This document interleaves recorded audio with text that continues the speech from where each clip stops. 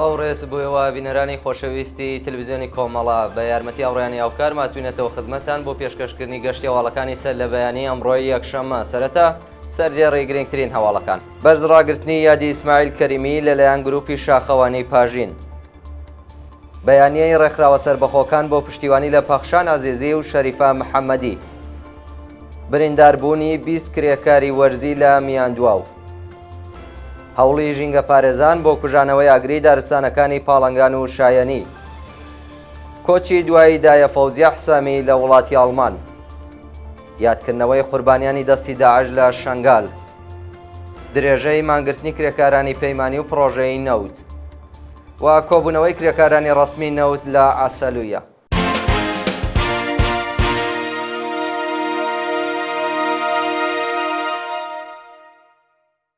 درێژەی هەواڵەکان. بەرزڕاگرتنی یادی ئیسماعیل کەریمی لەلایەن گروپی شاخەوانی پاژین. ڕۆژی شەممە 13 گەلاوێژ گروپی شاخەوانی پاژینی شاریبانە بە مەبەستی ڕێزگرتن لە یادی ئیسماعیل کەریمی ژینگە پارێزی گیانبەخت کردو بەسەر چیای ئەربابادا سەرکەوتن. ئیسماعیل کەریمی ڕۆژی چوارشەممە 3 گەلاوێژ لە کاتی دامرکاندنەوەی ئاگری دارستان و لە وەرگەکانی گوندی کانێشەی کامیاران بە سەختی بریندار و پاشگواستنەوەی بۆ نەخۆشخانەی کەوسەری سنا بەهۆی قورسی برینەکانی گیانی لە پێناو پاراستنی ژینگەی کوردستان بەخت کرد. شانی باسە کە مەراسمی پرسە و سەرخۆشی کاک ئیسماعیل بە بەشداری بەرینی خەڵک لە گوندی نەچەڤاوای سەر بە شاری کامیاران بەڕێوەچووە و 10 چالاکی مەدەنی بەشدار لەو مەراسمە لەلایەن هێزە ئەمنیەکانەوە دەست بەسەر کراون. بەیانیەی ڕێکخراوە سەربەخۆکان بۆ پشتیوانی لە پەخشان عەزیزی و شەریفە محەممەدی. ڕۆژی شەممە 13 گەلاوێژ کۆمەڵێک لە ڕێکخراوە سنفی، خوێندکاری و کرێکاریە سەربەخۆکانی ئێران لە بەیاننامەیەکدا سەپاندنی سزای ئەعدام بەسەر شەریفە محەممەدی و پەخشان عەزیزیان شەرمەزار کرد. لەو بەیاننامەیەدا مەحکومکردنی شەریفە محەممەدی و پەخشان عەزیزی بە ئیعدام، هەروەها سەپاندنی تۆمەتی ناڕەوای بەغی بەسەر وریشە مرادی و نەسیم غۆڵامی سیمیاری ئیدا نەکراوە و چالاکانی کرێکاری سنفی و مەدەنی خوازیاری ئازادیە و چواربەندکراوە بوون. واژۆکارانی ئەو بەیاننامەیە سەپاندنی تۆمەتی بەغی و حکمی ئیعدامیان بەسەر و چوار چالەکە کرێکاریە و مەدەنیە بە هەوڵی ڕژیم بۆ بێدەنگکردنی بزوتنەوە جیاجیەکانی نێو کۆمەلگا و سازکردنی کەش و هەوای تۆقاندن بەسەر خەڵکی ناڕازی ئێران وەسف کرد و ڕایگەیاند ئەزموونی 45 ساڵە نیشانی داوە کە سیاسەتی سەرکۆد وەڵام دەرەوە نەبووە و شۆڕشەیەک لە دواییەکەکانی خەڵکی ئازادیخوازی ئێران ساڵ بە ساڵ بەهێزتر بووە. برینداربوونی 20 کرێکاری وەرزی لە شاری میاندواو. بەیانی ڕۆژی شەممە 13 گەلاوێژ بەهۆی پێکدادانی نێوان مینوبوسێک و وانەتبارێکی نەیسان لە شاری میاندواو 20 کرێکاری وەرزی بە سەختی بریندار بوون. بە پێی زانیاریەکان سرویسی گواستنەوەی کرێکارانی وەرزی لە کاتی ڕۆشتن بۆ سەرکار لە نزیک جادەی سەرچەم تووشی ڕووداوی هاتوچۆ بووە و لە ئەنجامی ئەو ڕووداوەدا 20 کرێکار بە سەختی بریندار بوون کە دۆخی تەندروستی 3 کەسیان ناجێگیرە. هەوڵی ژینگە پارێزان بۆ کوژانەوەی ئاگری دارستانەکانی پاڵەنگان و شایەنی. گوندەکانی پاڵەنگان و شایەنی سەر بە شاری کامیاران ئاگری گرتووە و هێشتا نەکوژاوەتەوە. بە پێی ویدوانەی بەدەستمان گەیشتووە خەڵکی خۆبەخش بە هاوکاری ژینگە پارێزانی کامیاران بەدەستی بەتاڵ هەوڵی کۆنتڕۆڵکردنی ئاگرەکە دەن، بەڵام ئاگرەکە بۆ ناوچەکانی دیکە تەشەنەی کردووە و چالاکانی مەدەنی داوای یارمەتی لە خەڵکی شارەکانی دیکە دەکەن. کۆچی دوایی دایە فەوزیە حسامی لە وڵاتی ئەڵمان. بە پێی هەواڵی گەیشتوو بەیانی ڕۆژی شەممە 13 گەلاوێژ دایە فەوزیە حسامی ژنە تێکەشەر و لایەنگری دێرینی کۆمەڵە بەهۆی نەخۆشی لە وڵاتی ئەڵمان کۆچی دوایی کرد. دایە فەوزیە حسامی ناسراو بە سەیزادە لە کەسایەتی خۆشناوەکانی خەڵکی گوندی کۆستەی سەر بە شاری بۆکان بوو کە هاوڕێ لەگەڵ هاوژینەکەی بە ناوی سەید محەممەد حسێنی بەردەوام یارمەتی پێشمەرگەیانەدا. زۆر جار ماڵی دایە فەوزیە شوێنی حەوانەوەی پێشمەرگەکانی کۆمەڵە بوو. هەر بۆ بۆنەوە ماوەیەک زیندانی کرا و پاش زیندان بەردەوام لەلایەن کۆماری ئیسلامیەوە خرایە ژێرگوشار، بەڵام قەت کۆڵی نەدا. دایە فەوزیە کۆتاییەکانی تەمەنی لە وڵاتی ئەڵمان بەسەر کرد، بەڵام بەیانی شەممە بەهۆی نەخۆشی بۆ هەمیشە ماڵاوایی لە ژیان کرد. لەلایەن کۆمەڵە و حیزبی کۆمۆنیستی ئێرانەوە سەرخۆشی خۆمان ئاراستەی بنەماڵەی ئازیزی دەکەین و خۆمان بە شەریکی خەمیان دەزانین. یادی عزیزی بەرز و بەڕێز بێت. یادکردنەوەی قوربانیانی دەستی داعش لە شەنگال.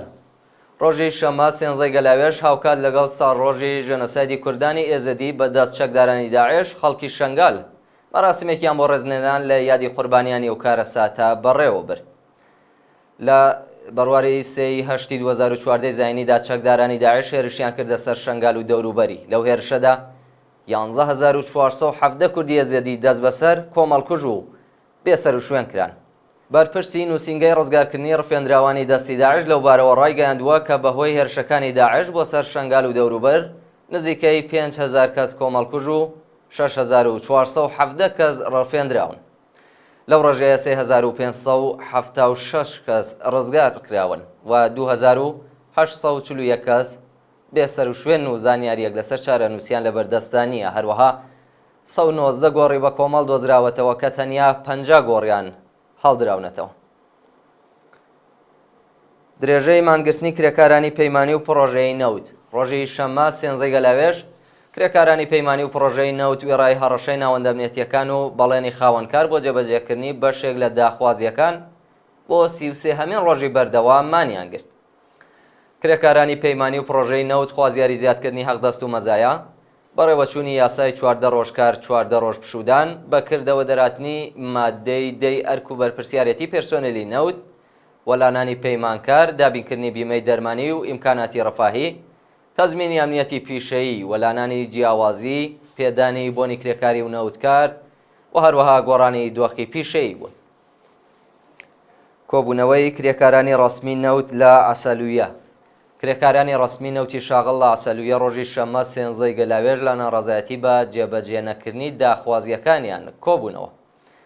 کرێکارانی ڕەسمی نەوت خوازیاری وەلانانی سەقفی ئەقدەست بەکردەوە دەرهاتنی تەواوی مادەی دەی ئەرک و بەرپرسیارەتی پێرسۆنێلی نەوت وەلانانی یاستەنگیەکانی بەردەم سەنەواتی خانەنشینی گەڕانەوەی و بڕەپارەیە کە لە ساڵانی ڕابردوو وەکو باز لەسەر حەقدەستەکانیان کەم کراوە وەلانانی جیاوازی لە نێوان پیشەکان و کۆتایی هێنان بە دەستێوەردانەکانی دەوڵەت لە سندوقی خانەنشینی بوون. ناڕەزایەتی کرێکارانی شارەداری لە ئێرانشار. ڕۆژی شەممە 13 گەلاوێژ کرێکارانی شاغڵ لە شارەداری ئێرانشار بۆ چەندەهەمین جار لە ئازنەدانی داخوازیەکانیان کۆبوونەوە. بە وتەی کرێکارای ناڕازی ئەقدەستەکانیان لە مانگی گوڵانی ئەم ساڵەوە پەرداخت نەکراوەوە بەهۆی نەدانی حەقی بیمەکانیان بە ڕێکخراوی تامینی اجتماعی تووشی کێشەی دەرمانی بوون. هەروەها بەرپرسانی شارەداری ئێرانشار لەگەڵ دەستپێکی ناڕەزایەتی کرێکاران هەڕەشەی دەرکردنیان لێ دەکەن و بایەخ بە دۆخی تەندروستی و معیشەتیان نادەن.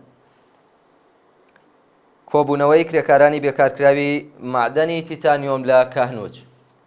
کرێکارانی لەسەر کاردەرکراوی معدەنی تیتانیۆمی کاهنوج ڕۆژی شەممە 13 گەلاوێژ لە ناڕەزایەتی بە ناڕوونی چارەنووسی پیشەیی کۆبوونەتەوە.